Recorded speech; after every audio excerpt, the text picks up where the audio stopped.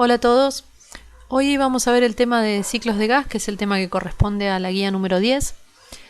Como vieron en la teoría, tienen diferentes ciclos de potencia de gas, pero en la práctica nos vamos a centrar únicamente en el ciclo Otto, ciclo Diesel y ciclo Brayton. En la teoría ustedes vieron el ciclo Ericsson, ciclo Stirling, pero bueno, esos ciclos demás no los vamos a tratar en la parte de práctica. Vamos a hacer un breve repaso de los tres ciclos.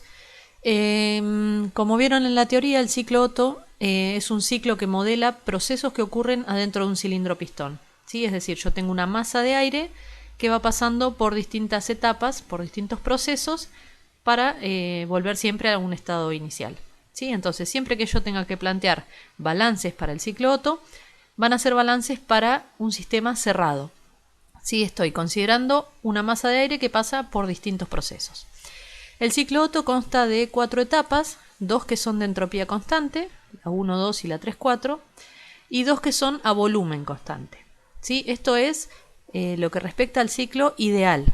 ¿Sí? Ustedes en el ciclo ideal tienen estas 2 etapas que son de entropía constante, pero puede suceder que en la práctica no sean ciclos ideales, sino que se desvíen de la idealidad y en vez de ser entropía constante, tengan un valor de delta S. Entonces este punto final no va a estar en una línea recta vertical hacia arriba, sino que se va a desviar hacia valores de entropía mayores, ¿sí? Pero bueno, los gráficos que yo les pongo acá son los gráficos de los ciclos ideales. En la etapa 1-2, para el ciclo ideal, tenemos una compresión isentrópica. La etapa 2-3 es la etapa donde estoy ingresando calor al ciclo, ¿sí? Que lo vamos a llamar como Q caliente, como para simbolizar el calor que ingresa al ciclo. La etapa 3-4 sería una expansión isentrópica, que estamos modelando la carrera del pistón, ¿sí? En la etapa 2-3, la adición de calor, modelamos lo que sería la combustión de los gases. La 3-4 sería la carrera del pistón, y la etapa 4-1 es la etapa donde yo libero calor, donde el ciclo libera calor, que lo vamos a denominar como un Q frío, ¿sí? Que es calor que sale del ciclo, y es un rechazo de calor a volumen constante. Si planteamos primer principio para el ciclo total, vamos a saber que delta U tiene que ser 0, ¿sí? Porque yo siempre voy y vuelvo al mismo punto, entonces el delta de energía interna tiene que ser 0. En definitiva, me va a quedar que la sumatoria de los calores, el Q caliente que entra y el Q frío que sale, me tiene que quedar igual al trabajo neto que produce este ciclo. No nos olvidemos que son ciclos que lo que buscan es producir un trabajo o una potencia neta, que es lo que vamos a utilizar después en lo que esté instalado este ciclo, ¿sí? Bien, el rendimiento térmico de estos ciclos, bueno, como vamos a ver a lo largo del resto del video, yo lo que se los puse así como el rendimiento como el trabajo neto sobre el Q caliente, ¿sí? o la potencia neta sobre el Q caliente, porque es lo que yo quiero obtener del ciclo, que siempre es el trabajo o la potencia, sobre lo que estoy invirtiendo, que es el Q caliente. ¿Por qué se los puse así? Porque ustedes en la teoría tienen unas cuantas ecuaciones en función de las relaciones de volúmenes o de las temperaturas para poder calcular los rendimientos térmicos, que por ahí son más simples que calcular esto. Pero ¿qué pasa? Esas ecuaciones son válidas únicamente para los ciclos ideales. Si ustedes no tienen un ciclo ideal, si usan esas ecuaciones, les va a dar un valor de rendimiento erróneo. Entonces, si lo calculan de esta manera, como el trabajo neto sobre Q caliente, nunca se pueden equivocar, siempre va a ser correcto calcularlo de esta manera, sea ideal o no sea ideal, ¿sí? Bien, introducimos acá lo que es la relación de compresión, que es el volumen máximo sobre el volumen mínimo. En este caso sería el V1, que es igual al V4, sobre V2, que es igual al V3, ¿sí? Estas relaciones son válidas si yo pongo volúmenes totales o volúmenes específicos, ¿sí? Lo único que hago es dividir por la masa en cada uno de los casos, pero como se me cancela, la relación queda con el mismo valor. Bien, después tenemos el ciclo diésel, que es otro ciclo que, de nuevo, modela procesos que ocurren adentro de un cilindro pistón, ¿sí? Entonces, de nuevo vamos a tener que plantear, si yo pienso en cada una de las etapas en particular, voy a plantear balances para sistema cerrado. De nuevo, la etapa 1-2 para el ciclo ideal es una compresión isentrópica. En este caso varía con respecto al ciclo Otto la etapa 2-3. Ya no tenemos dos etapas de volumen constante, sino que tenemos una etapa de presión constante, que es donde yo estoy teniendo el ingreso de calor. Después la etapa 3.4 de nuevo es una expansión isentrópica. Y la etapa 4.1 es un rechazo de calor a volumen constante, que es donde de nuevo estoy perdiendo el calor del ciclo. Este sería el diagrama TS del ciclo ideal. Y de nuevo, bueno, el rendimiento térmico es equivalente a la ecuación al ciclo Otto. Siempre va a ser el trabajo neto sobre el Q caliente. Y acá se introduce la relación de combustión, que es el volumen 3 sobre el volumen 2. ¿Sí? Es digamos, la relación de volúmenes que yo estoy teniendo en la etapa donde estoy modelando la combustión de los gases, que es la etapa 2.3. Y por último tenemos el ciclo Brayton, que ya no tenemos acá, no estamos modelando procesos que ocurren adentro de un cilindro pistón con una masa fija, sino que es un ciclo que está compuesto por 4 dispositivos que son dispositivos de flujo, ¿sí? De flujo másico, son sistemas abiertos. Entonces, esto es un ciclo cerrado. Sí, bueno, en realidad, como vieron en la teoría, dependiendo de si tiene este intercambiador de acá abajo o no, es un ciclo cerrado o un ciclo abierto en caso de no estar este intercambiador. Pero bueno, es un ciclo, supónganse que tengo este intercambiador, es un ciclo cerrado. Pero si yo planteo para cada etapa en particular, supónganse que tengo que calcular para la etapa 1 o 2, voy a tener un compresor, entonces yo tengo un sistema abierto y voy a tener que plantear los balances correspondientes a un sistema abierto. ¿Sí? Bueno, acá puse los diagramas TS y PB del ciclo ideal, del ciclo Brayton ideal, es decir, cuando el compresor y la turbina funcionan de manera reversible. ¿Sí? Ustedes fíjense que la etapa 1-2 es donde tengo el compresor, la entropía sube a un valor constante, entonces sería un compresor isoentrópico. Lo mismo para la turbina, la etapa 3-4 tengo acá en el ciclo ideal la entropía del punto 3 y del punto 4 es la misma. ¿Sí? Bien, rendimiento térmico de este ciclo de la misma manera es la potencia neta del ciclo sobre el Q caliente. En este caso vamos a tener un nuevo parámetro que es la relación de presiones, que es la presión 2 sobre la presión 1, ¿sí? la parte donde teníamos el compresor, y la relación de trabajo que me relaciona el trabajo del compresor dividido el trabajo de la turbina. Esto siempre en valores absolutos, ¿sí? Yo me olvidé ponerle acá al compresor el valor absoluto porque el trabajo del compresor es negativo, pero esta relación de trabajo, bueno, es una relación que me va a dar positiva porque estos son valores absolutos. Bien, esto sería un breve repaso de los 3 ciclos que vamos a ver. Ahora vamos a ver un ejemplo, ¿sí? En este caso vamos a ver un ciclo diésel. El ejercicio me dice que tengo un ciclo diésel ideal con una relación de compresión de 20 y utiliza aire como fluido de trabajo. Al inicio del proceso de compresión me dice que la presión es 95 kilopascales y la temperatura es 20 grados centígrados. Y me dice que la temperatura máxima del ciclo es 2200 Kelvin. Bueno, también me dice que asumiendo que las temperaturas de las fuentes son las temperaturas máximas y mínimas del ciclo, tenemos que determinar un montón de cosas. Temperatura y presión en cada punto del ciclo, rendimiento térmico y rendimiento exergético. Bien, yo lo que les sugiero es que siempre traten de hacer los diagramas PV y TS, así sean los diagramas cualitativos, ¿sí? Que no tengan los valores puntuales, que hagan los diagramas poniendo cómo son cada una de las etapas para tratar de ubicar cómo son los puntos de los datos que me está dando, ¿sí? Por ejemplo, acá un dato que me está diciendo, me dice que la temperatura máxima del ciclo es de 2200 Kelvin, ¿sí? Entonces, si yo vengo acá al diagrama TS, yo sé que la temperatura máxima va a ser esta, la temperatura 3. ¿Sí? Entonces, si yo hago este diagrama, por ahí me es más fácil visualizar después los datos que tengo y qué tipo de proceso estoy teniendo en cada etapa y qué es lo que tengo que plantear. ¿Sí? Es una sugerencia. De todas maneras, por lo general los ejercicios siempre les dicen que hagan estos diagramas, los diagramas PV y TS, pero bueno, está bueno poder hacerlos al comienzo, así sea cualitativamente nomás, como para orientarse de cómo es el ciclo. Bien, segundo, identificar los datos que tenemos de los estados, ¿sí? Me daba los datos iniciales del estado 1, ¿sí? este estado donde inicia el proceso de compresión, que era la presión y la temperatura. El otro dato que tenía era la temperatura del estado 3, ¿sí? Como decíamos que es la temperatura máxima del ciclo. Y también tenemos la relación de compresión. Sabemos que es el volumen máximo sobre el mínimo. Entonces, a partir de esa relación de volúmenes, relacionamos el volumen 1 al volumen 2. Después, esto estamos tratando con un gas ideal, ¿sí?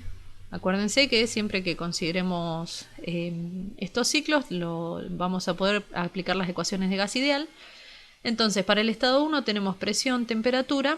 Podríamos sacar cuál es el volumen específico, ¿sí? A través del R específico del aire. Yo, bueno, no se los anoté acá como dato, pero ya lo tienen que tener resabido porque ya hicieron 2 millones de ejercicios.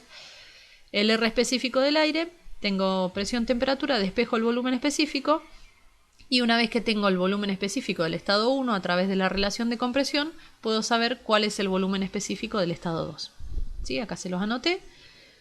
Y una vez que tengo el volumen específico del estado 2 y además tengo la temperatura... No tenía la temperatura del estado 2.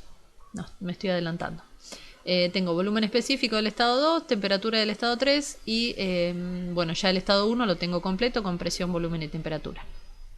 Ahora lo que deberíamos hacer es analizar cada una de las etapas en particular para ver cómo es el proceso que tengo en cada una de esas etapas e ir calculando todas las variables que me faltan, ¿sí? Recuerden que tenemos que calcular para el inciso 1 presión, volumen y temperatura para todos los puntos del ciclo. Entonces comenzamos con la etapa 1-2, ¿sí? Esto es un ciclo ideal, entonces entre la etapa 1 y la etapa 2 el proceso es a entropía constante, ¿sí? Es un proceso isentrópico. Entonces, si voy a las ecuaciones de gas ideal, puedo calcular el delta S, sabiendo que este delta S es igual a 0, ¿sí? Podría calcularlo a través de esta ecuación, ¿sí? Yo tengo temperatura 1, volumen 1 y volumen 2. Podría despejar de acá cuál es la temperatura 2, o si no, simplemente ir a las ecuaciones que están en la hojita de ecuaciones abajo de todas estas que tienen los logaritmos. ¿Sí? Puedo utilizar esta ecuación utilizando el K del aire, que es 1,4. ¿Sí? Recuerden que el K es Cp sobre Cv, así que eso lo pueden calcular tranquilamente con los datos de tabla. Y a partir de esto calcular cuál es la temperatura del estado 2. ¿Sí? Reemplazamos todos los valores y me da que esa temperatura 2 es de 971,1 Kelvin. Bien, ya tengo dos datos para el estado 2, tengo temperatura y tengo volumen. Entonces puedo aplicar de nuevo la ecuación de gas ideal para calcular la presión, que es lo que me faltaba. Tengo el R específico del aire, temperatura y volumen del estado 2. Saco que la presión 2 es 6.334,2 kilopascales.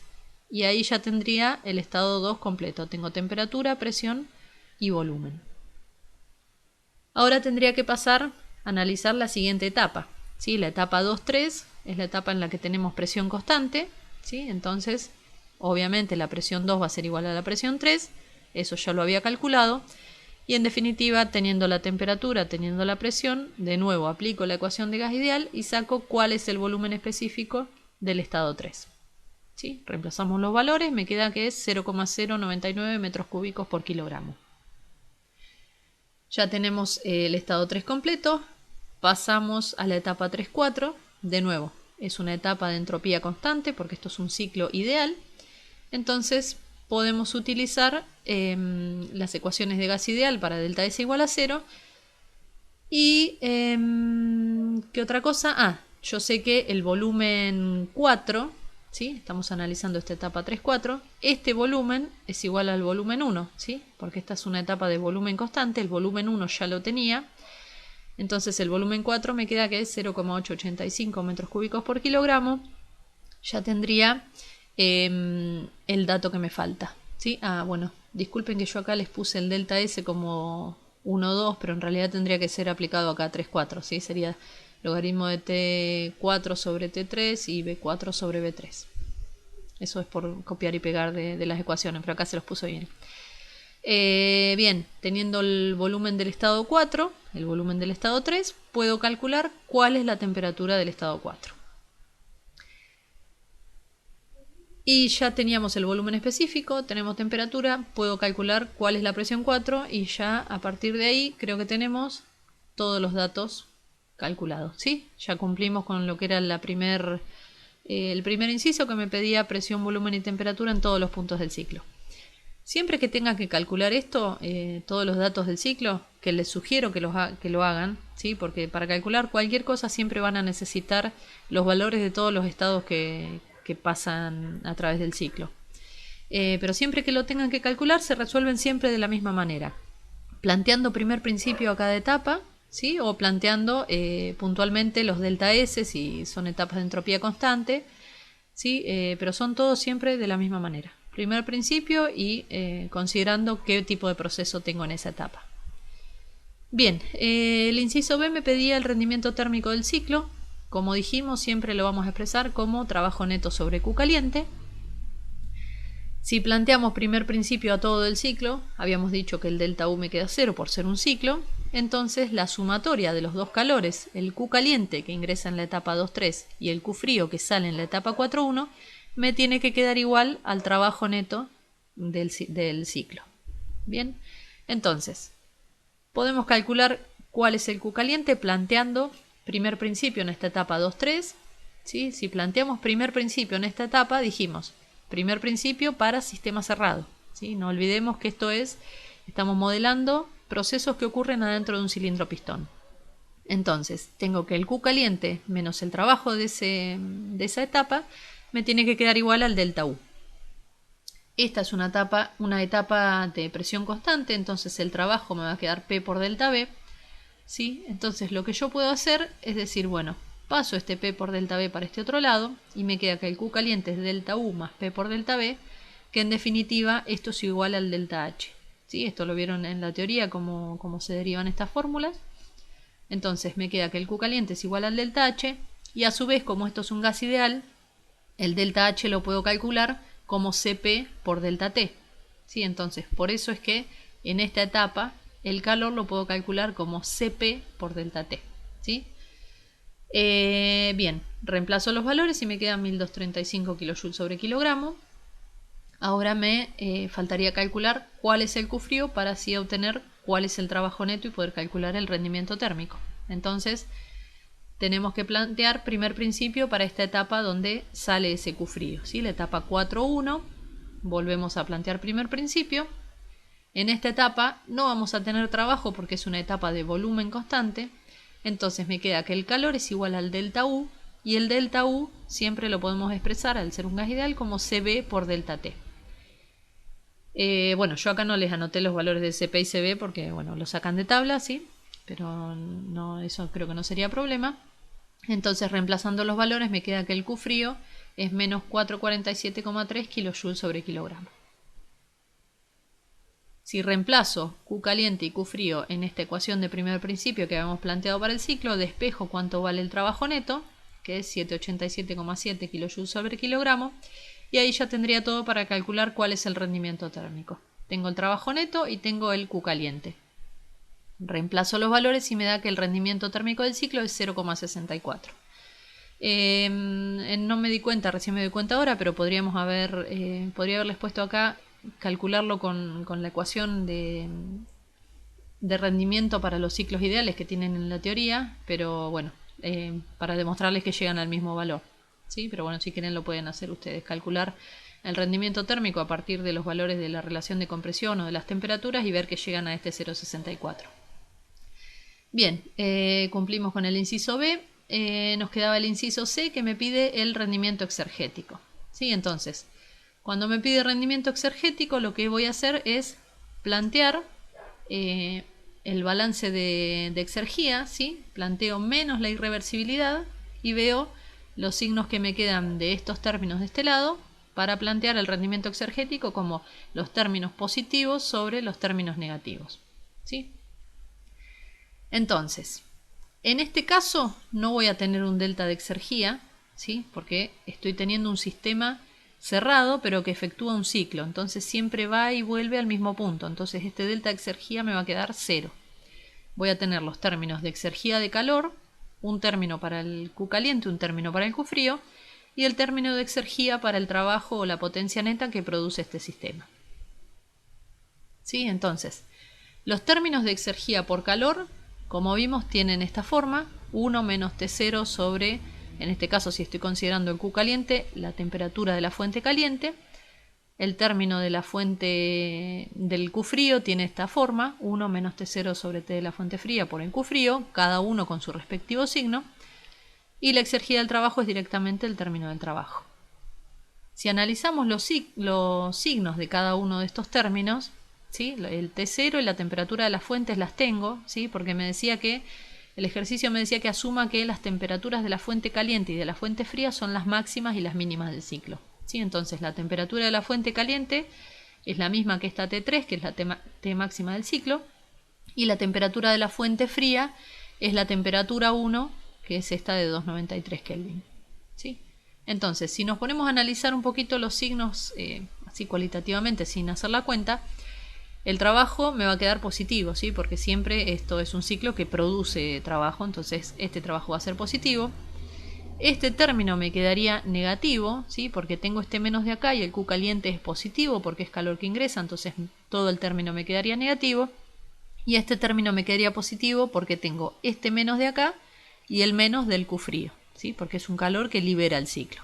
Entonces, en definitiva, si yo quisiera plantear el rendimiento exergético para este ciclo, me quedaría el trabajo neto más el término de la exergía del Q frío dividido el término negativo de plantear menos I, que es el término de la exergía del Q caliente.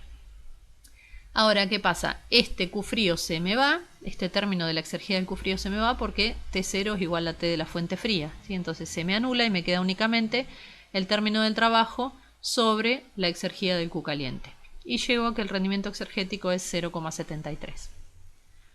Bien, para ciclo diésel o ciclo Otto las resoluciones son todas similares, ¿sí? Lo único que varía por ahí es cuando yo planteo primer principio en esta etapa, que en el caso de diésel es una etapa a presión constante, en el caso de Otto es una etapa a volumen constante, pero después las resoluciones son similares, ¿sí? Siempre son procesos que ocurren adentro de un cilindro pistón, entonces planteo balances para sistema cerrado y voy viendo qué es lo que ocurre en cada etapa para poder calcular cuáles son las propiedades de cada uno de esos estados. Y siempre puedo aplicar las ecuaciones de gas ideal para poder calcular los valores que me faltan, ¿sí? Bien, creo que de esta parte ya no tengo más nada. Lo dejo por acá y ahora en el próximo video le pongo más ejemplos de ciclo Brayton.